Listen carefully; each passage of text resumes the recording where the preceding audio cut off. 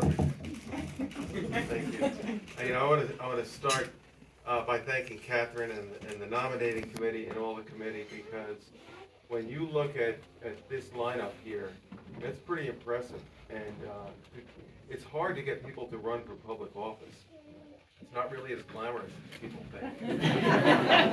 As the group in the back there isn't laughing because they know what I'm talking about. And so you did an amazing job, because it gives you a lot of hope for the town when you see this kind of commitment here. So thank you all for that. And I also I have to think back to, I think it was my first nominating committee. Going to the Democratic convention, and I was very young, and I didn't know what to expect, and I didn't really know what people were saying, and the room was just full of cigarette smoke. I couldn't see anything. And I really want to especially thank George and Lynn Summers, because as a young candidate, they stepped forward to help me, and it was a big help, and they're still helping me today, all those years later, so thank you.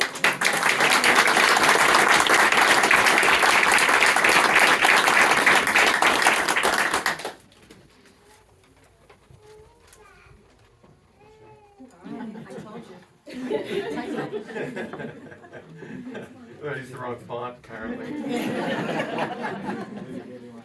So I want to, the question was, and Mary and I were talking about it tonight, the question was, why would you want to run for any position, but in this case, town supervisor?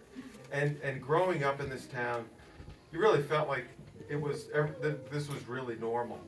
And you got to go through the farm fields, and you got to go and play in the creek or at the bay, and you knew your neighbors. And it really seemed like that was a normal existence. And I tell you, Southold's a special place, and the rest of the world isn't as normal as this. I mean, because you didn't think of it as a kid, but when you see the rest of the world, you realize how special Southold is, and what we have here. And this gives me a lot of hope to see these people here stepping up, and to see that lineup in the back representing the town. It really it gives us a lot of hope. So to keep that integrity of community, and it's not just the clean water that you can go raise shellfish in or swim in, and it's not just the farm fields that the produce is raised in, the great soils that we have here, but it's a sense of community. And a lot of people are very concerned because there's so many, after COVID, so many new people coming out here. And really, we have to welcome everybody here and say, join our community. Join our different clubs and organizations. There's so many good service organizations, so many historical societies and chambers and libraries. Be part of our community. And I think we're all capable of doing that. And when the rest of the world comes out here, they all say the same thing. Oh my gosh, it's so nice. You're so lucky to live out there. And and we should always keep that in mind.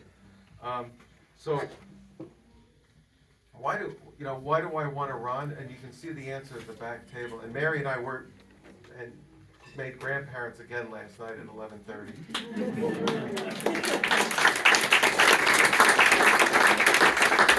Kim and Brandon welcomed in their daughter here in Peconic, and so we're very excited about that. That's why my other daughter's not here. Colleen's here, but Kim took the night off apparently. So, and I think some of the other candidates said that there's a lot of work in government, and when there's no headline because the roads got plowed, and there's no headline because the public access wasn't cut off to the creek or to the bay. That's because the people in government are doing their jobs. And there's a lot of really good people that work in town that keep the wheels turning and that provide services. And government is really important. But the community input to that government is really critical. And we're fortunate to have people like yourselves who care enough to support people like this to try to get everything done and keep our community the way it is. So thank you very much. This is a great honor. Thank you very much.